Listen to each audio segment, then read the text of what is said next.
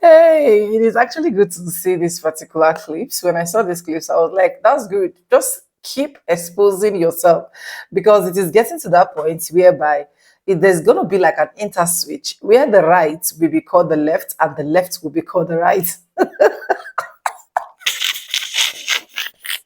I'm not the one that said this, okay? White folks are the ones saying it. So because they were now very, very scared and they see where the thing is actually going to be, then I decided to come out to expose the truth, how it actually happened, how it's going, and what is already going to be where the minority will turn to majority, the majority will turn to minority. I don't know how you understand this, but anyway you understand it, probably maybe when you watch all of this clip I'm about to show to you guys, you are going to understand better.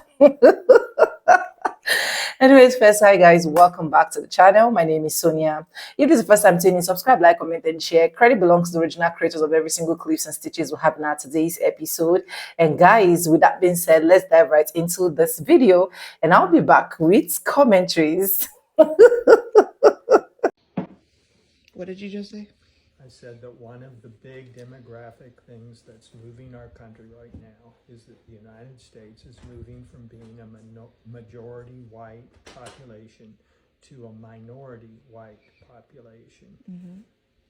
They'll still be the largest minority in the United States, but And how does that make you feel as white people? It doesn't bother us at all, but we know that it bothers some white people. Why do you think it bothers some white people? There's a fear. There's a fear. They've bought into the idea that white is superior, so that's the white supremacy part. They've bought into the narrative, the nonsense that this country was founded on white principles, ignoring the Native American influence and the Latino influence that's always been here, and negating the harm of the black influence that was, brought in by slavery. Yeah. And you ignore all of those things. You conveniently create this narrative in your mind that the U.S., the Constitution, the Revolutionary War, all of that was white people. And negating the immigrant part of it, negating the immigrants that continued to come over. And white is not a culture. It's just the color of the skin that happens to be, for people in the North, because we don't have that evolutionary growth. But not even that, because white, Irish immigrants and Italian immigrants didn't even used to be considered white. Right. So yes. it's always my been. grandparents on my dad's side were either immigrants or born and raised in the Boston area. And Boston, back at the turn of the previous century, the 19th century, the 18th to 19th to 20th, sorry, 19th to 20th century, it was very diverse in Boston, extremely diverse, and not a happy diversity, right? Yeah. They were, and most of those cultures, because I will say cultures, were fighting against each other. Yeah. And my grandfather was English, UK, Welsh, and my grandmother was Swedish, and that wasn't really looked at positively at the time. Yeah, and Grandma Haglund was born in Sweden, right? Born in Sweden, came over here around 2 or 3. With And that's who you're named after, right? Yes. Linnea. right. Yeah. Well, I mean, there were segments of each of those cultures that were fighting. I'm sure there were segments that were probably getting along well, but still. And just like now, there are big segments of population that are making this transition with the, and there are some that are, who knows what their motivations are. I'm sure it varies person to person to the extent of whatever, but I got to think that there's some type of subconscious, maybe guilt feelings, some worry that what we did to the Native Americans, the black population, is that they're going to do to us, which is, I mean. Do you have any like short pieces of wisdom or advice that you would say to a white person who you would say is coming from a place of fear or guilt or shame? Instead of fear, try stepping outside that fear and get to know someone who is not white. Yeah. Because, in my family, there's a lot of integration of cultures. Yeah. By that I mean people married outside of whiteness. Yeah. And so that exposure, you learn differently. Oh, well, that's interesting, Yeah.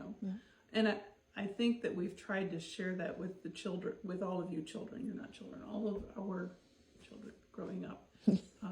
Taking Your them out of the offspring. country when we could, right? Let's learn a Yes. new language. Let's Yeah. learn a few vocabulary in this language because we're going to go visit there. Yeah.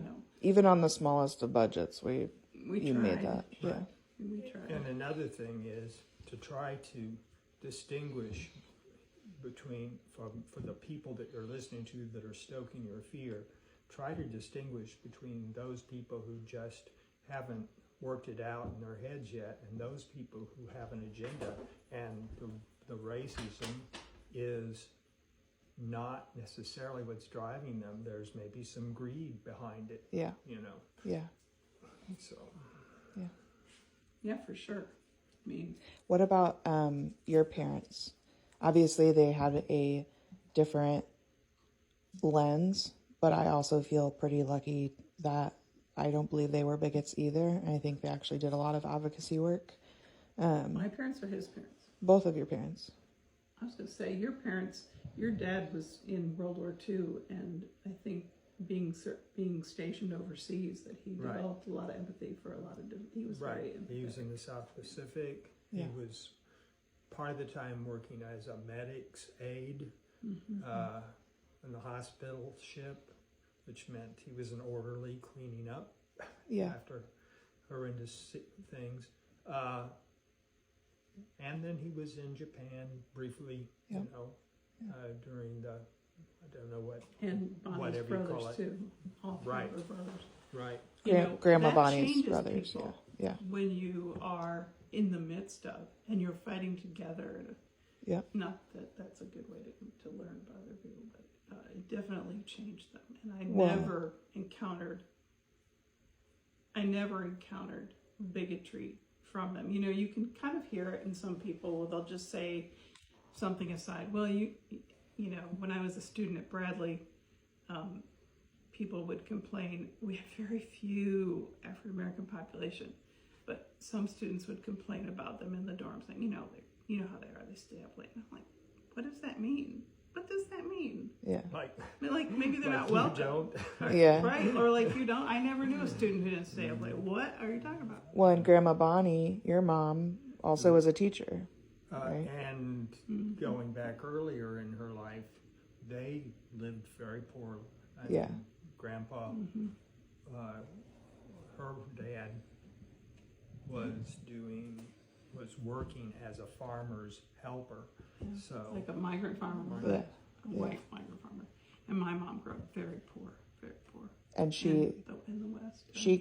but she met Grandpa And Art. she left home at 18 to go be a secretary in New York City, from Washington State to New York City. How very musical theater. I mean, she never did really tell that story of what prompted her to go so far, but more power to her. I guess that was the big city that everybody wanted to go to Yeah, back in the 40s, plus And then- she had lived on the coast, on the West Coast. Yeah, and might as well Lived try the in East Tacoma and Coast. Seattle, Some and, curiosity. and a farm, and very poor, and maybe she thought she could make her. And then she met Grandpa. They worked in the same company. Yeah, and then her grandmother back in Seattle was sick, and she went back home to take care of her, and my dad followed her. So romantic. How romantic. He quit his job. And That's a followed Tom her. Hanks movie right there. He was pretty romantic to her, Yes. much to our chagrin. They had 5 kids. So. Yeah. And my dad's family, Yeah. they rented farmland Yep. in a situation that had some aspects of of feudalism. I mean, it's been a struggle for them Yeah. for as long as we've known them. But I mean, at the time that he was growing up, that the curve was allowing farmers in that situation to put aside money to, get Yeah. out of debt and Yeah. to build Community. some, and the community, was very interconnected. We come from traded work, they yeah. traded machinery, they, we come from places where you are not alone. So how many of y'all's boomer parents are just unbelievable racists? Just like unbelievable racists. Things like telling children that we don't date black people because we're better than that. Or refusing a server in a restaurant because you don't want a black person touch your food. Or telling, again, children that black people are black because they were cursed by God and that's how we know we're better than them.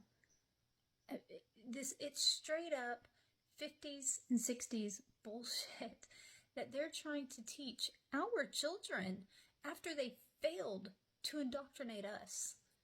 And I don't understand how they don't get why we would go no contact. Like, how do they not understand that it's not that we couldn't get past or try to heal from the abuse that they did to us as children, but it's that we will not allow them to do that same abuse to our children now. You had the chance to be a parent. You failed. We gave you the chance to be a grandparent, and you failed. Don't be mad at us for the choices you made. You did this, not us. So this past weekend, I learned just how racist my grandmother really is. My grandma and I are going over to my mom's house for a shopping trip, just girls' day with my sister. And we stop at McDonald's, and McDonald's is mixed in with a gas station. Well, there was this Asian woman who was walking across the path as we were trying to drive past, to get to the exit. She's standing at the curb, like waiting for whoever she was with, I assume. And she's looking at us. My grandmother goes, "Don't worry, we're not gonna hit you. You're probably here illegally anyway." I look at her and I'm like, that is so up. Like, you can't say that. She was like, "It's probably true." And I was like, you have no idea her story. Her family could have been here for generations. You don't know that. And she had the argument of, well, when I was a kid, like, they weren't here. And I was like, who cares? They're here now. It doesn't matter. And she was just saying all this stuff. And I was like, that's messed up. You cannot say that. Like, that's just awful. I was like, that's like looking at you and be like, go back to Germany, you stupid. And I said those words exactly. But she just wasn't having it. I was like, that is completely racist. And she was like, it's how I was raised. I don't care if that's how you were raised. Being racist is the dumbest thing that you could probably do in your entire life. Anyways, welcome back, guys, and I hope you guys have seen all of that clips that I have for you guys. And the honest truth is, that is where every single thing they said is literally going right now. A lot of white folks are already scared that black people are coming to take over. In fact, black people are literally in charge right now, despite the fact that even the people they see are their fellow white folks. Honestly, and some point or at some time, I just be like, yeah, it's going to happen. That's just the honest truth. Even if it didn't happen right now as fast as we are thinking it to be, it is going to happen. You can't keep people in captivity for so long or forever.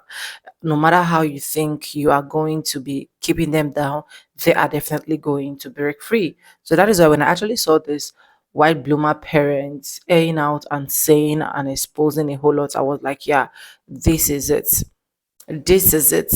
Because one of the things I feel like these people are more scared of is the fact that whenever black people take over power, they are thinking that black people are going to literally oppress and do the same thing that they are doing to white folks, to black folks.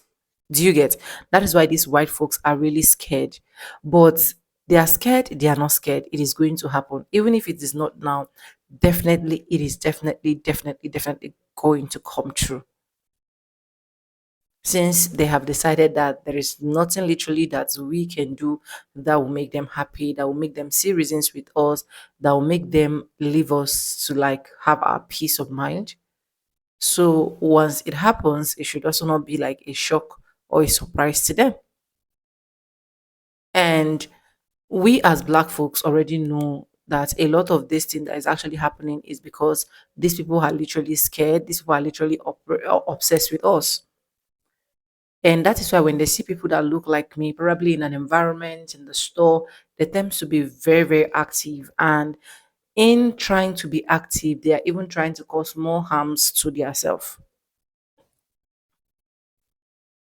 Do you get? Now, initially, if these people were literally ready to make everybody be one and not have some certain privileges, I think a lot of things will have been better, because most of the things that is even dealing with a lot of them is that nonsense sense of I have a privilege, and at the end of the day, that privilege is not even working. At the end of the day, you think you have privilege, but we are not seeing it. At the end of the day, you think you have privilege, but we are not even recognizing you as one. So it is just a whole lot. They have decided that they are not going to let black people do their thing in peace, go their way. Some, right? I'm not going to say all of them. Some, right? But in as much as they still have some of them that has vow that black people will literally still be in one place, I think very soon or in no time, the FAFO they are looking for is going to visit them one after the other. I don't even want to go into the Orange Man angle, right? You guys have already been seeing what is literally happening back to back these few weeks.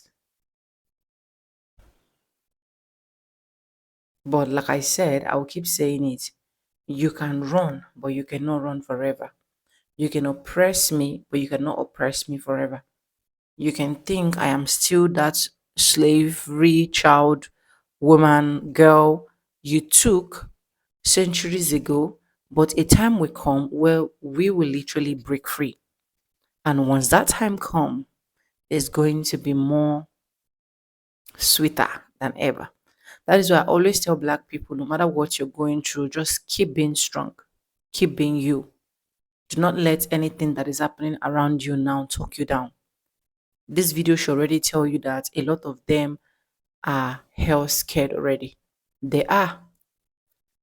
Why some of the good ones are not, right? But out of 100, 80% of them are scared. And that is why any single place they see you, they don't want you to be in charge. They don't want you to give you that position. They don't just want any single thing concerning you to actually bloom up.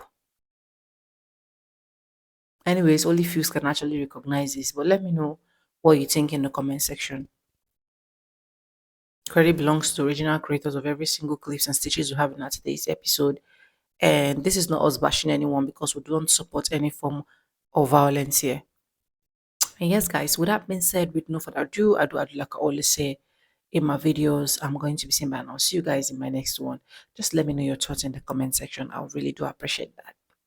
Bye for now. I love you guys. Mwah.